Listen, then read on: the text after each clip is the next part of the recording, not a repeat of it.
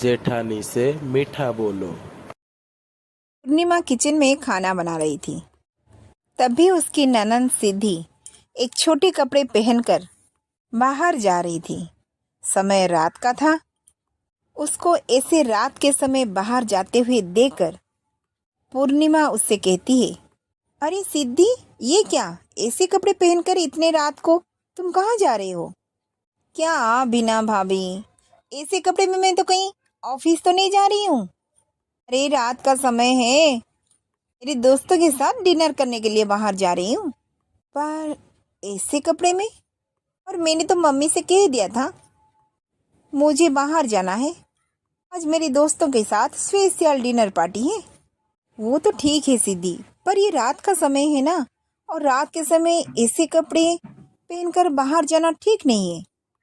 आजकल का जमाना कैसा है तुम जानती हो ना।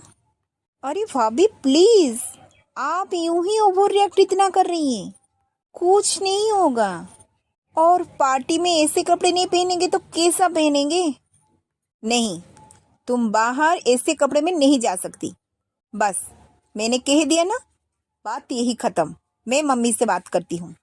अगर तुम्हें इतना जरूरी है जाने के लिए तो पूरे कपड़े पहनकर जाओ, और हाँ, जल्दी घर लौट आना। अरे मैं तुम्हारी भाभी हूँ, तुम्हारी भलाई के लिए कह रही हूँ।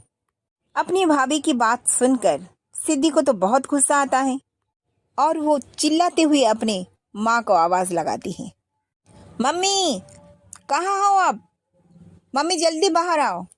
सिद्धि की आवाज सुनते ही उसकी माँ बाहर आती है। के साथ उसकी देवरानी रूपाली भी आती है। अरे क्या हो गया, क्यों इतने चिल्ला रहे हो? देखो ना मम्मी, भाभी क्या कर रही है। और मैंने तुम्हें पहले से तो बताया था ना, मुझे आज पार्टी में जाना है। हाँ बताया तो था, पर हुआ क्या है, तुम इतने जोर से चिल्ला क्यों रहे हो? पर भाभी मुझे वहां जाने के लिए मना क्यों कर रही है? ये सिद्धि, मैं तुम्हें मना नहीं कर रही हूँ, पर इतने छोटे कपड़े में मैं तुम्हें बाहर जाने नहीं दूंगी। देख लिया ना मम्मी। अरे क्या देखूं, तेरी भाभी तो सही कर रही है। अरे कपड़े तो देख तेरे, क्या पहन रखा है तू। अगर तू ऐसे कपड़े पहन के बाहर जाएगी तो कहीं नहीं जाना है तुझे। इन सब की बात सुनकर रूपाली कहती है, पर माँ जी, इन सब कपड़े में दिक्कत ही क्या है? ऐसे कपड़े तो आजकल की फैशन है। और पता है दीदी, मैं तो शादी से पहले ऐसे ही कपड़ा पहनया करती थी। देवरानी जी, आप बीच में ना बोले तो बहुत बेहतर होगा। क्यों ना बोलो? ये घर आपका जितना है मेरा भी उतना है, और सिद्धि के ऊपर आपका जितना भी हक है मेरा भी हक है। वो मेरी भी ननंद है, इसलिए बोलने का हक भी इस घर में बराबर मेरा भी है। हाँ तुम्हें बोलने का हक है, पर जरूरत से ज्यादा तुम बोल रही हो।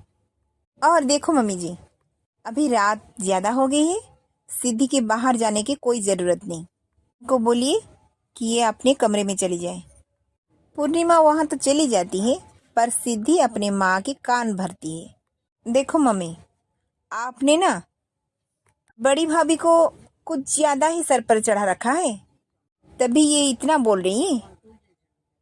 हाँ मम्मी जी, सिद्धि ठीक कर रही है। देखो मम्मी जी, आप उन्हें एक बार डांट लेगी तो वो अपने आप लाइन पर आ जाएंगी। हाँ हाँ, मुझे पता है क्या सही है क्या गलत है। तुम दोनों की सफाई देने की कोई ज़रूरत नहीं। और देख सिद्धि, वो तेरी बड़ी भाभी है, तेरे लिए जो सोचेगी सही सोचेगी। और रूपाली, वो तुम्हारी जेठानी है, और बड़ी जेठानी के बारे में ऐसे बात करना ठीक नहीं है। अरे वो थोड़ी स्ट्रीट है, पर उसकी फैसले घर के सबके लिए, न्याय के लिए होता है। और मुझे अच्छी तरह पता है, मेरी बड़ी बहू घर के सबके लिए सही सोचती है, वो कभी बुरा सोचती ही नहीं है। अब जाओ अपने अपने कमरे में। और कविता अपनी बेटी और छोटी बहू को वहाँ डांट कर वहाँ से चली जाती है, और फिर सिद्धि की डिनर पार्टी कैंसल हो जाती है। ऐसे ही समय गुजरता जाता है। एक दिन दोनों जेठानी और देवरानी में लड़ाई झगड़ा होती रहती है। उस दिन सुबह सुबह रूपाली अपने पति की पॉकेट से पैसा लेते हुए पूर्णिमा देख लेती है। अरे देवरानी जी, आप देवर जी की पॉकेट से पैसे चुरा रहे हैं? हे भगवान, इन्होंने तो देख लिया। अब मैं क्या करूं? क्या करूं? बड़ी मुसीबत हो गई। कहीं इन्होंने सबको बता दिया तो? नहीं नहीं नहीं, मुझे अभी दीदी को संभालना ही होगा। ओ दीदी, वो क्या है ना, मुझे जरा पैसों की थोड़ा ज़रूरत थी, तो मैं ये पैसे इनके पॉकेट से निकाल ली। रूपाली ये बात कह रही थी कि रूपाली के पति मानव वहाँ ही आ जाता है। अरे भाभी, आप यहाँ? कुछ काम था क्या? नहीं नहीं देवर जी, काम तो कुछ नहीं था। मैं आपके लिए और रूपाली के लिए चाय लेकर आई थी, बस। पर यहाँ आकर देखा कि हाँ, दीदी ने देखा कि आप यहाँ पर नहीं हैं। आपको ढूंढ ही रही थी। फिर दीदी मुझसे बात करने लगी। क्यों दीदी? हाँ हाँ, रूपाली सही कह रही है। खैर, आप लोग चाय पियो, मैं चलती हूँ। इतना कहकर पूर्णिमा वहाँ से चली जाती है और कुछ ही देर बाद रूपाली अपनी जेठानी के पास जाती है। दीदी, मुझे आपसे कुछ बात करनी है, अगर आप चाहें तो। हाँ हाँ बोलो, क्या बात करनी है? दीदी, आपसे क्या छुपाऊं, मुझे थोड़ी पैसों की ज़रूरत थी, बस इसलिए मैंने इनके पॉकेट से पैसे ले ली। प्लीज़ दीदी, आप इसके बारे में किसी को कुछ नहीं बताइएगा। अगर इन्हें ये बात पता चल गई तो आप दीदी समझ रही है ना? प्लीज़ दीदी, प्लीज़। हाँ हाँ रूपाली, मैं सब समझ गई, तुम चिंता मत करो।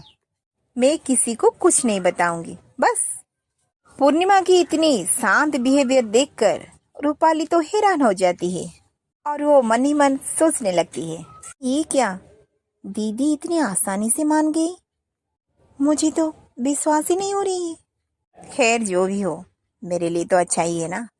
अरे रूपाली, कहाँ खो गई? अरे टेंशन मत लो, मैं किसी को कुछ नहीं बताऊंगी, ठीक है? पर देखो, तुम्हें किस चीज की जरूरत हो तो तुम मुझे बता दिया करो, ऐसे चोरी मत करो। पूर्णिमा की ऐसे बिहेवियर देखकर रूपाली समझ गई थी कि उसकी जेठानी स्ट्रीट तो है पर दिल की बड़ी अच्छी है। रूपाली को कोई काम की जरूरत हो, वो प्यार से अपनी जेठानी से बात करती है और वो काम निकाल लेती है। ऐसे समय गुजरता जाता है और दिन भर दिन दोनों जेठानी और देवरानी आपस में प्यारे प्यारे बातें करने लगते हैं।